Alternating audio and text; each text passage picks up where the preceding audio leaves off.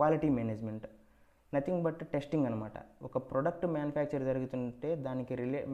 జరుగుతుంటే దానికి రిలేటెడ్గా క్వాలిటీని మెయింటైన్ చేసేది ఎవరు? ఈ SAP QM కన్సల్టెంట్స్ అనమాట. సో దాన్ని ఎక్కడైనా కానీ ఒక క్వాలిటీ టెస్టింగ్ జరుగుతుంది అంటే టెస్ట్ కేసెస్ ఉంటాయి. ఆ టెస్ట్ కేసెస్ బేస్ చేసుకొని ప్రొడక్ట్ని టెస్ట్ చేస్తారు. దాని బేస్ అది ప్రాపర్గా పనిచేస్తుందా లేదా, అన్ని టెస్ట్ కేసెస్ అది ఎగ్జిక్యూట్ చేస్తుందా లేదా, ఎగ్జిక్యూట్ చేసిన తర్వాతే దాన్ని డెలివరీకి పంపిస్తారు.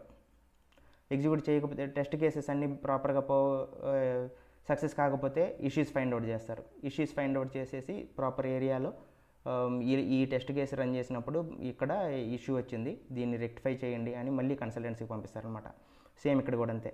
ముందు క్వాలిటీ ప్లానింగ్ చేసుకుంటారు. ఇన్స్పెక్షన్ అంటే ప్రొడక్షన్ ఎట్లా జరుగుతుంది, ప్రొడక్షన్ సర్వీస్ కానీ లేకపోతే ల్యాబ్ టెస్టులు కానీ చేసేటప్పుడు ఎట్లా జరుగుతుంది అనేది వీళ్ళు ఇన్స్పెక్ట్ చేస్తారు. అండ్ నోటిఫికేషన్స్, ఏదైనా ఇష్యూ వచ్చినప్పుడు ఏదైనా బగ్ వచ్చినప్పుడు దాన్ని నోటిఫై చేస్తారనమాట. ప్రాపర్ ఏరియాలో బగ్ ఉంది, దాన్ని చూసుకొని రెక్టిఫై చేయండి అనేది SAP QM కన్సల్టెంట్స్ చేస్తారన్నమాట. సిమిలర్ టు టెస్టింగ్ వాళ్ళు ఎలా జరుగుతుందో ఇక్కడ కూడా వీళ్ళు కూడా అదే చేస్తారనమాట. ఇది ఎవరికి సూటబుల్ అయ్యిద్ది అంటే ఆల్రెడీ టెస్టింగ్ సైడ్ ఉన్నోళ్ళు, టెస్ట్ కేసెస్ ఎవరెవరైతే ప్రిపేర్ చేస్తారో ఆ ఎక్స్పీరియన్స్ ఉన్నోళ్ళు ఎవరైనా కానీ SAP సైడ్ రావాలి అనుకుంటే SAP QMకి మూవ్ అవ్వచ్చు. అండ్ ల్యాబొరేటరీ టెస్ట్స్ ఆల్రెడీ చేస్తూ ఉండేవాళ్ళు, అంటే ఇప్పుడు ఫార్మసీ వాళ్ళు ఆల్రెడీ ల్యాబ్స్లో టెస్టులు చేస్తూ ఉంటారు.